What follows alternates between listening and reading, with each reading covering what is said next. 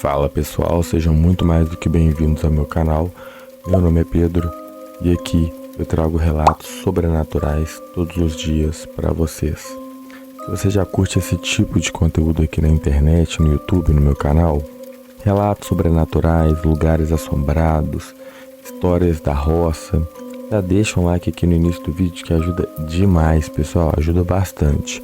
Outra coisa, você que me assiste pelo celular, que eu sei que você me assiste pelo celular, já deixa um like aí se você estiver no horário de trabalho, no horário do almoço, à noite, indo dormir, já deixa um like aí. Você que me assiste pela televisão, que eu também sei que muita gente me assiste pela televisão, eu só assisto relato sobrenatural pela televisão, particularmente, aqui do meu próprio canal e de outros canais no YouTube.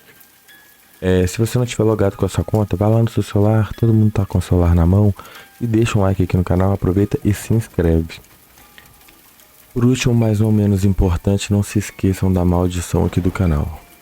Se você não der like e não se inscrever, as assombrações dos relatos vão atrás de você.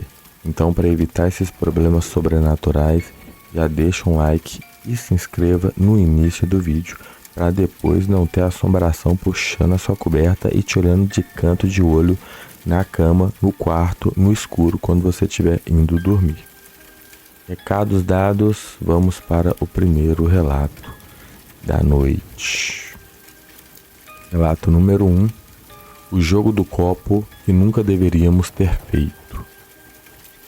Eu nunca fui uma pessoa que acreditava muito em coisas sobrenaturais. Sempre gostei de ouvir histórias de terror, assistir filmes assustadores e até brincar com meus amigos sobre fantasmas. Mas no fundo, eu sempre achei que tudo tinha uma explicação lógica. Para mim, espíritos, mensagens de outro lado e essas coisas eram apenas histórias criadas para assustar as pessoas. Tudo mudou naquela noite em que eu e minhas amigas decidimos fazer uma brincadeira que, até hoje, eu me arrependo profundamente de ter participado. Era uma sexta-feira de férias. Nós tínhamos combinado de dormir na casa de uma das nossas amigas, a Camila. Éramos 4 meninas, eu, Camila, Júlia e Fernanda. Nós tínhamos acabado de terminar o ensino médio e estávamos naquela fase em que qualquer oportunidade de passar a noite conversando, rindo e lembrando das coisas que tínhamos vivido juntas parecia especial. A casa da Camila ficava em um bairro mais afastado, uma daquelas casas antigas, grandes, com corredores compridos e com um quintal enorme, cheio de árvores. A família dela já morava ali há muitos anos e a casa tinha aquele aspecto de lugar antigo, com móveis de madeira escura, fotografias antigas e alguns cômodos que quase nunca eram usados. Naquela noite, os pais dela tinham viajado e nós ficaríamos sozinhas. No começo foi tudo muito normal. Compramos comida, fizemos pipoca, assistimos filmes de terror e passamos horas conversando sobre histórias assustadoras que tínhamos ouvido. Foi a Fernanda que, já perto da meia-noite, teve a ideia que mudaria completamente o rumo daquela noite. Ela disse: "E se a gente jogasse o jogo do copo?" Na hora, todas nós rimos. Eu lembro que até falei que aquilo era bobagem e que não acreditava nessas coisas. Mas sabe como é quando um grupo de amigas está junto? Uma começa a provocar a outra, uma diz que não tem coragem, outra fala que é só uma brincadeira e quando percebemos já estamos fazendo algo que talvez não deveríamos. A Camila ficou um pouco séria quando ouviu a ideia. Ela disse: minha avó dizia para nunca mexer com essas coisas dentro de casa. Nós começamos a brincar com ela, dizendo que ela estava com medo. Ela acabou rindo e pegou uma folha grande de papel, escreveu as letras do alfabeto, os números de 0 a 9 e colocou as palavras sim e não nos cantos. Pegamos um copo de vidro transparente na cozinha e apagamos todas as luzes da sala. A única iluminação vinha de algumas velas que colocamos sobre a mesa. No começo nada aconteceu. Ficamos alguns minutos com os dedos sobre o copo e fazendo perguntas bobas como: tem alguém aqui? Existe algum espírito nessa casa? E nada. Eu já estava começando a rir e dizendo que era uma perda de tempo, quando de repente senti uma coisa estranha. Não foi medo, foi uma sensação de que o ambiente tinha mudado. A sala parecia mais fria. Eu conseguia ouvir o barulho do vento lá fora, mas parecia que todos os sons da casa tinham ficado mais altos. Foi então que o copo começou a se mover. No início pensamos que alguma de nós, alguma das meninas que estavam na roda, estava empurrando o copo sem perceber. Afinal, era exatamente isso que diziam sobre esse tipo de brincadeira. Mas quando olhei para a mão das meninas, percebi que todas estavam... Quando olhei para a mão das minhas amigas, percebi que todas estavam tão assustadas quanto eu. O copo foi lentamente até a letra S. Depois parou. Nós olhamos umas para as outras e dissemos: quem está mexendo? Ninguém respondeu. O copo continuou andando, letra por letra. Ele começou a formar uma palavra: S-O-C-O-R-R-O.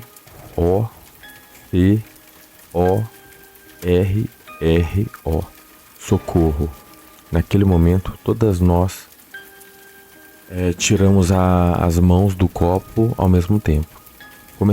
Começamos a rir nervosamente, tentando convencer umas às outras de que alguém tinha feito aquilo de propósito, mas ninguém admitia.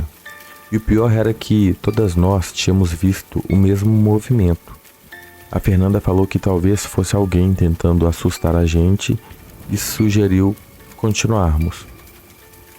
Hoje eu penso que aquele foi o maior erro daquela noite. Colocamos novamente os dedos sobre o copo e dessa vez, antes mesmo de fazermos qualquer pergunta, ele começou a se mover e foi mais rápido, muito mais rápido do que antes. Ele foi até as letras como se alguém estivesse com muita pressa de falar conosco. Perguntamos: quem está aí? E o copo se moveu. M-A-R-I-A. Nenhuma de nós conhecia nenhuma Maria que tivesse relação com aquela casa. Perguntamos quem era a Maria e o copo foi para A-N-T-I-G-I-A. Maria Antiga. Naquele momento, eu senti um arrepio passar pelo meu corpo. A Camila ficou branca. Ela levantou da cadeira e disse: minha bisavó se chamava Maria. Nós olhamos para ela. Ela explicou que sua bisavó tinha morado naquela casa muitos anos atrás e que tinha falecido justamente dentro daquele mesmo cômodo onde os pais dela dormiam atualmente. Foi quando ouvimos um barulho vindo do corredor. Barulho de passos lentos, como se alguém estivesse andando arrastando os pés pelo chão de madeira. Nós ficamos completamente paradas. A casa estava vazia. Eu lembro de olhar para a porta da sala esperando que alguém aparecesse, mas ninguém apareceu. Então, o copo começou a se mover sozinho. Estava no meio da mesa, sem nenhuma mão tocando nele. Ele simplesmente deslizou alguns centímetros.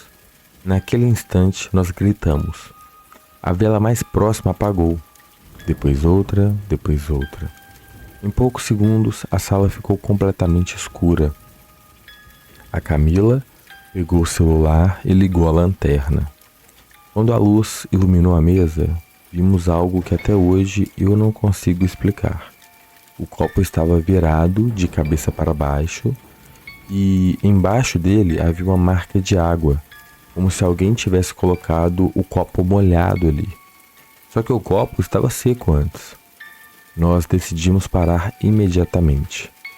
Guardamos tudo, rasgamos o papel e fomos para o quarto da Camila. Nenhuma de nós queria admitir que estava com medo, mas todas estavam. Tentamos conversar para distrair a cabeça, até que, aproximadamente 1 hora depois, ouvimos 3 batidas na porta do quarto. A Camila perguntou: "Quem é?" Ninguém respondeu. Nós ficamos esperando. Depois, mais 3 batidas. Eu lembro que a Fernanda começou a chorar baixinho. A Camila criou coragem e abriu a porta. O corredor estava vazio, mas havia uma coisa estranha. No final do corredor, uma das portas que ficava sempre fechada estava aberta. Era o antigo quarto da bisavó dela. A Camila disse que aquela porta sempre emperrava e que ninguém conseguia abrir sem fazer força. Nós fomos até lá lentamente e quando chegamos perto, sentimos um cheiro forte de perfume antigo. Aquele tipo de perfume que lembra pessoas mais velhas, sabe? Dentro do quarto estava tudo escuro, mas conseguimos ver uma cadeira antiga no canto, uma cadeira de madeira, e ela estava balançando, sozinha. Nenhuma janela estava aberta, nenhum vento entrava. Ela simplesmente se mexia para frente e para trás. Naquele momento, ninguém teve coragem de entrar. Voltamos correndo para o quarto e passamos o restante da noite acordadas. Na manhã seguinte, quando os pais da Camila voltaram, contamos tudo. O pai dela ficou muito sério quando mencionamos a cadeira. Ele perguntou: "Vocês entraram no quarto da minha avó?" E nós dissemos que não. Ele respirou fundo e contou algo que nunca tinha contado para nós.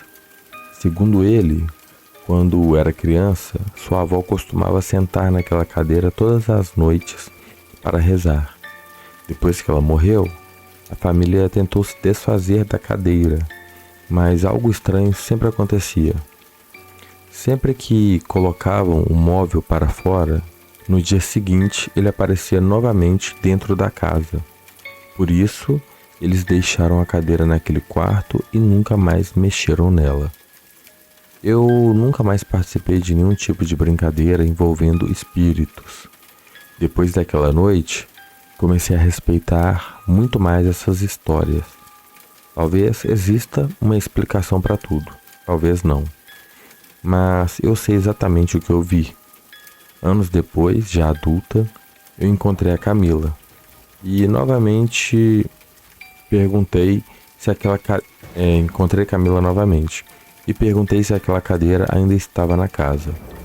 Ela ficou alguns segundos em silêncio antes de responder.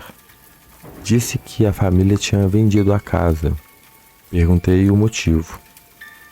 Ela respondeu: "Porque um dia meu pai entrou naquele quarto e encontrou a cadeira balançando. Só que naquele dia ele estava sozinho em casa. E antes de sair, ele ouviu uma voz de mulher bem perto do ouvido dizendo: 'Vocês demoraram muito para ir embora.'" Até hoje, quando lembro daquela noite, eu penso na pergunta que fizemos antes de tudo começar. Tem alguém aí? Talvez a pior parte seja que a resposta não foi apenas um sim.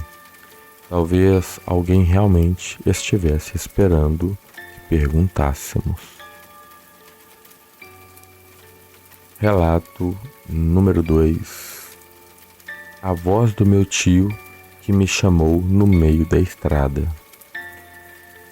Durante muitos anos, eu tentei encontrar uma explicação racional para o que aconteceu comigo naquela noite. Eu conversei com familiares, pesquisei sobre coisas parecidas e até tentei convencer a mim mesmo de que tudo não passou de uma coincidência. Mas existe uma parte daquela história que continua me incomodando. A voz que eu ouvi chamando meu nome era de uma pessoa que estava a centenas de quilômetros de distância naquele momento e que poucos dias depois faleceu. Meu nome é Rafael e na época que isso aconteceu eu tinha 29 anos.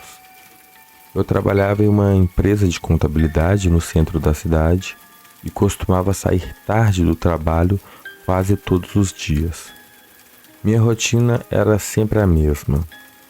Ficava até depois do horário, fechando relatórios, pegava meu carro no estacionamento e dirigia cerca de 40 minutos até a minha casa. Eu conhecia aquele caminho de olhos fechados. Sabia cada curva, cada rua mal iluminada e cada lugar onde costumava aparecer algum problema. Era uma terça-feira comum. O dia tinha sido cansativo, daqueles que você só pensa em chegar em casa, tomar um banho e dormir. Eu saí do trabalho por volta das 11 horas da noite. A cidade já estava praticamente vazia. Poucos carros passavam pelas ruas e a maioria dos estabelecimentos já estavam com as portas fechadas. Naquela época eu morava sozinho e tinha o costume de dirigir ouvindo rádio. Eu nunca gostei muito de dirigir no silêncio, principalmente à noite. Mas naquele dia o rádio começou a falhar. O som ficava cortando, algumas estações desapareciam e voltavam com chiados estranhos. Então desliguei e continuei o caminho apenas com o barulho do motor e dos pneus passando pelo asfalto. Eu lembro que estava passando por uma avenida mais afastada, uma região onde existiam muitos terrenos vazios e poucas casas.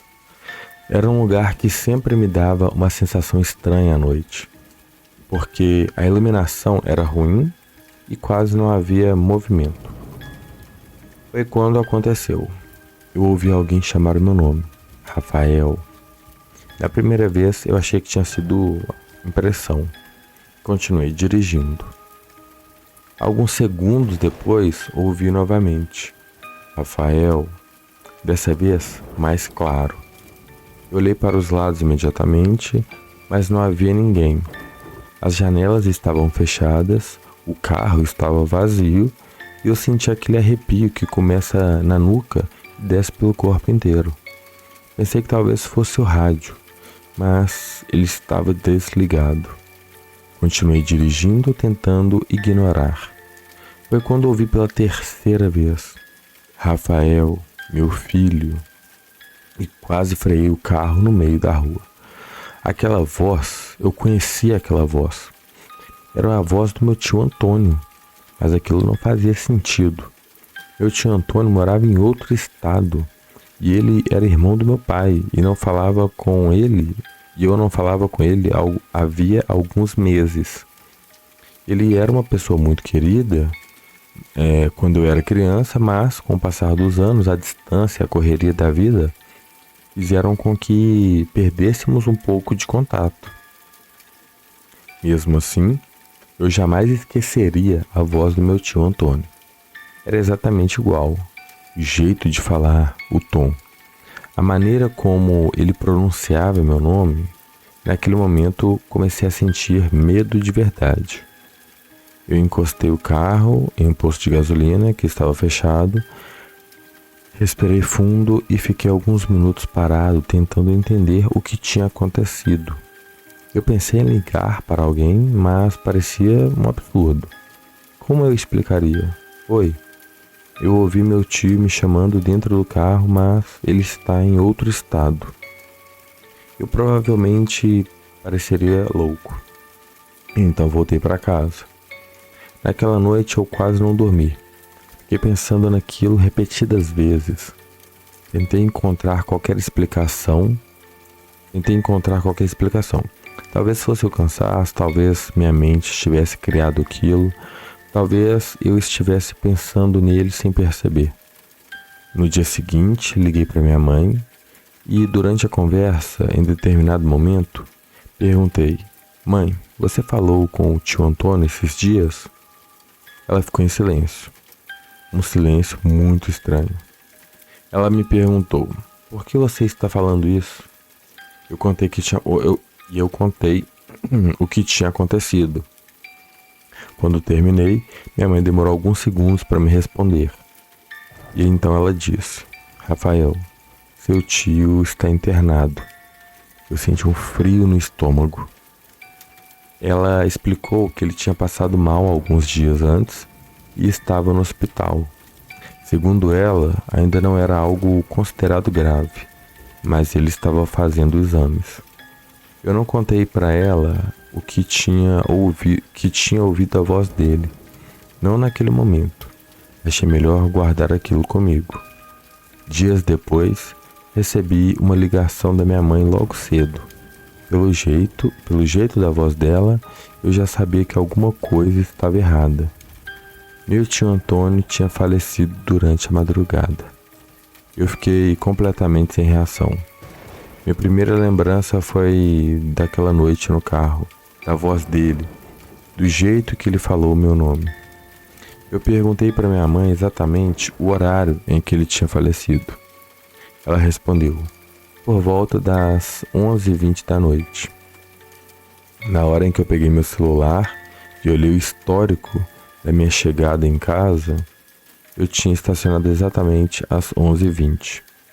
Eu fiquei parado olhando para aquela informação por vários minutos. Não queria aceitar o que estava passando pela minha cabeça. Alguns dias depois, fui ao enterro. A família inteira estava reunida. Eu encontrei meus primos, meus tios e pessoas que eu não via há anos. Em determinado momento, uma prima minha veio conversar comigo. Ela perguntou: você falou com o tio Antônio antes dele morrer? Eu disse que não. Ela ficou pensativa e respondeu: é estranho, porque antes de morrer ele estava muito fraco, mas pouco antes de apagar ele falou uma coisa. Perguntei o quê? E ela disse: ele falou o seu nome. Naquele momento eu senti um arrepio. Perguntei se ela tinha certeza. Ela disse que sim. Segundo ela, ele estava deitado olhando para o canto do quarto e falou: preciso avisar o Rafael. Depois disso, ficou inconsciente. Eu nunca contei para minha família todos os detalhes daquela noite. Não contei sobre a voz dentro do carro, não contei que ele tinha me chamado 3 vezes. Não sei explicar por quê.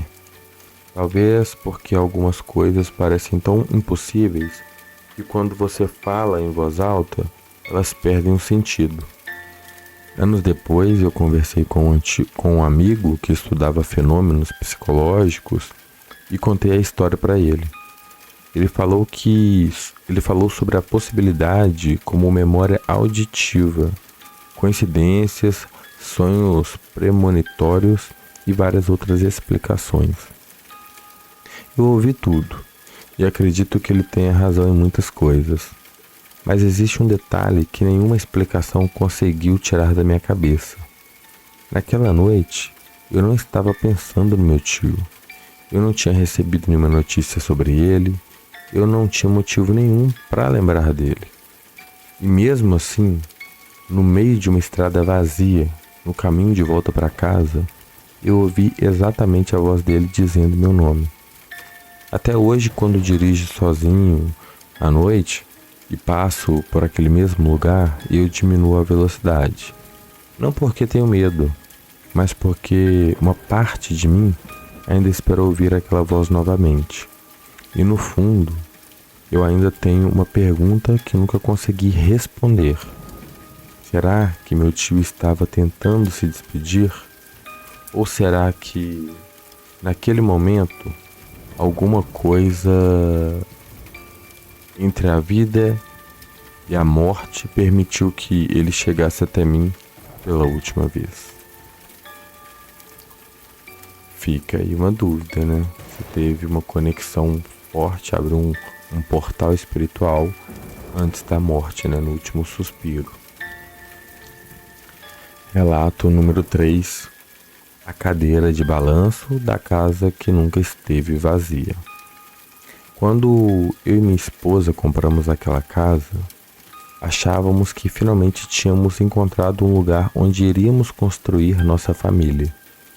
Depois de anos pagando aluguel, economizando cada centavo e procurando uma oportunidade boa, aquela parecia ser a realização de um sonho. O imóvel era antigo, mas tinha um charme que nos conquistou logo no primeiro dia. O problema é que, junto com a casa, nós também compramos algo que não estava nos documentos, não aparecia nas fotos do anúncio e que ninguém nos contou quando assinamos o contrato. Compramos uma casa que parecia guardar uma presença. Meu nome é André e essa história aconteceu há cerca de 6 anos. Na época eu tinha 34, minha esposa Mariana tinha 31. Nós estávamos casados há pouco tempo e queríamos sair do apartamento pequeno onde morávamos. Queríamos um quintal, mais espaço, um lugar onde pudéssemos receber nossa família e principalmente sentir que aquela era realmente a nossa casa. Encontramos o imóvel através de uma imobiliária. Era uma casa antiga, construída na década de 1970, em uma rua tranquila, cercada por árvores. Logo quando entramos pela primeira vez, eu amei o lugar. Havia algo acolhedor naquela casa. O piso de madeira, as janelas grandes, o quintal nos fundos e o corredor comprido que levava até os quartos. Mas havia um detalhe que chamou nossa atenção. Na sala, perto de uma grande janela de vidro, havia uma cadeira de balanço bem antiga. Era uma cadeira bonita, feita de madeira escura, com detalhes entalhados nos braços. Parecia uma peça antiga de família. A corretora nos diz: o antigo dono pediu para deixar essa cadeira aí. Ele não quis levar. Aí eu achei curioso, mas não dei muita importância. Minha esposa perguntou: ele não queria vender junto com a casa? A corretora sorriu de um jeito estranho e respondeu: ele disse que ela já fazia parte da casa. Naquele momento nós rimos. Pensamos que era apenas uma frase de alguém apegado a um móvel antigo. No dia em que recebemos as chaves, fomos para casa animados. Levamos algumas caixas, fizemos planos para a decoração e passamos a primeira noite lá. Foi naquela primeira madrugada que tudo começou. Eu acordei por volta das 3 horas da manhã, mas não sei explicar exatamente o porquê. Não foi um barulho forte, foi uma sensação. Como se alguém estivesse entrando no quarto. Abri os olhos e fiquei alguns segundos olhando para o teto, tentando entender por que eu tinha acordado.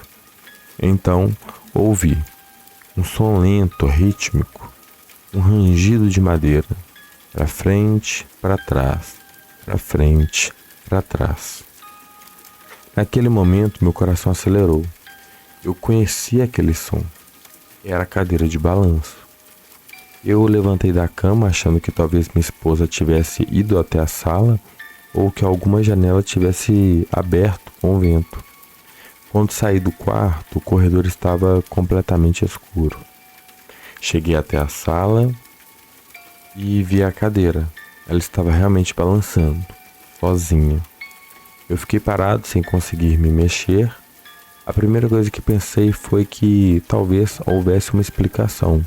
Talvez o piso estivesse desnivelado, talvez uma corrente de ar estivesse fazendo aquilo. Mas a janela atrás da cadeira estava fechada. Todas as portas estavam fechadas.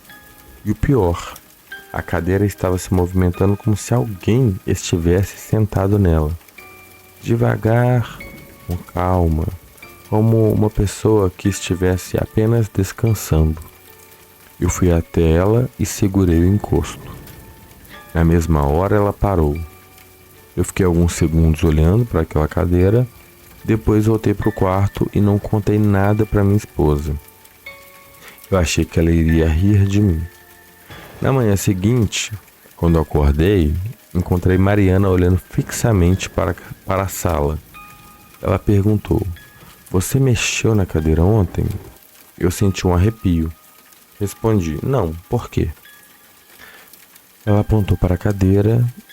Em cima do assento havia uma manta dobrada. Eu não tinha colocado aquilo ali. Ela também não. Perguntei se ela tinha levantado durante a noite. Ela disse que não. A partir daquele dia começaram a acontecer pequenas coisas. No começo eram coisas que tentávamos ignorar. Objetos mudavam de lugar, portas apareciam abertas. Às vezes sentíamos o cheiro de perfume antigo pela casa. Um cheiro doce parecido com aqueles perfumes usados por senhoras mais velhas. Mas sempre havia uma coisa em comum: a cadeira. Toda vez que algo estranho acontecia, a cadeira estava envolvida. Algumas noites ela começava a balançar sozinha. Outras vezes acordávamos ouvindo o rangido dela vindo da sala. Uma noite, minha esposa acordou assustada e disse que tinha visto uma mulher sentada nela. Eu perguntei: "Que mulher?" Ela estava chorando e respondeu: "Uma senhora." Segundo ela, era uma mulher idosa, usando um vestido claro com os cabelos presos. Ela não falava nada, apenas ficava sentada olhando para o corredor. Eu tentei convencer Mariana de que tinha sido um sonho, mas ela insistiu: "André, eu estava acordada." Depois disso, começamos a pesquisar sobre a história da casa. Conversamos com os vizinhos antigos e foi aí que descobrimos algo que ninguém tinha nos contado. A casa havia pertencido a uma senhora chamada Dona Helena. Ela tinha morado ali por mais de 40 anos. Segundo os vizinhos, ela era uma mulher muito reservada, quase nunca saía de casa. Passava a maior parte dos dias sentada naquela cadeira de balanço, perto da janela. Ela morreu dentro da própria casa. E segundo uma vizinha idosa que ainda morava na rua, Dona Helena costumava dizer: "Enquanto minha cadeira estiver aqui, eu também estarei."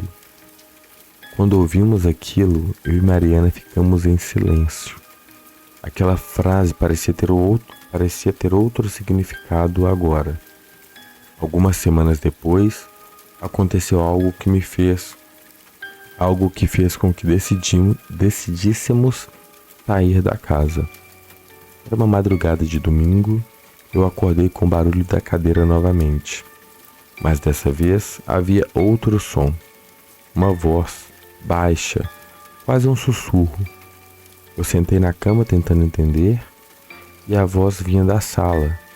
Era uma mulher falando. Eu não conseguia entender as palavras. Peguei coragem e fui até lá.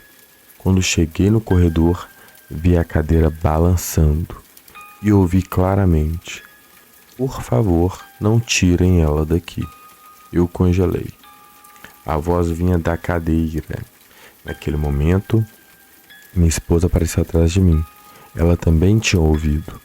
Nós ficamos olhando para aquele móvel antigo sem saber o que fazer. Então, a cadeira parou lentamente, como se alguém tivesse acabado de se levantar. No dia seguinte, decidimos procurar ajuda. Chamamos um padre conhecido da família para conversar sobre o que estava acontecendo. Ele foi até a casa, analisou o ambiente e pediu para ficar sozinho na sala por alguns minutos. Depois de algum tempo, ele nos chamou. Ele não quis explicar exatamente o que sentiu naquele momento, mas disse algo que eu nunca esqueci. Ele disse: "Existem lugares onde as pessoas deixam marcas muito fortes. Algumas lembranças parecem ficar presas aos objetos." Perguntamos sobre a cadeira. Ele apenas respondeu: Algumas coisas antigas carregam histórias que nós não conseguimos enxergar. No final, vendemos a casa. Não foi fácil, perdemos o dinheiro e demorou meses até encontrar alguém interessado. A pessoa que comprou era um homem mais velho. Durante a negociação, ele perguntou: "A cadeira fica?" Eu e minha esposa nos olhamos. A resposta foi imediata: "Sim."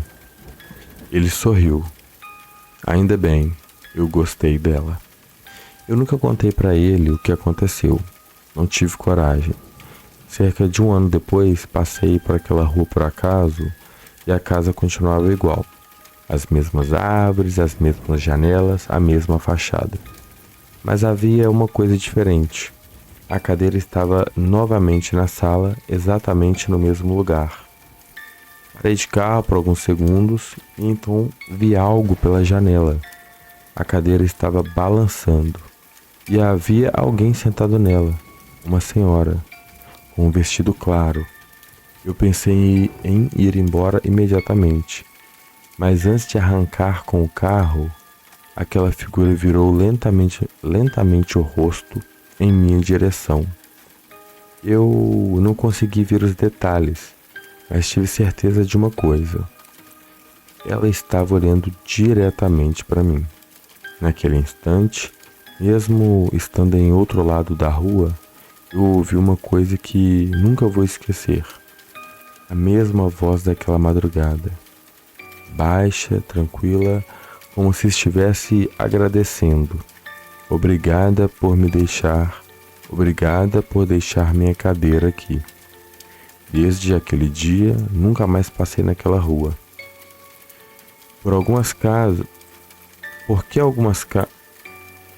Porque algumas casas têm paredes, algumas têm história, e algumas parecem ter alguém esperando dentro delas para que o próximo morador chegue.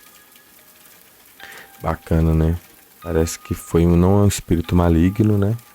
Parece que é um espírito realmente de uma senhora que desencarnou na casa e era muito apegada àquele cantinho ali, né? Apegada à casa e apegada àquele cantinho, à cadeira, à janela.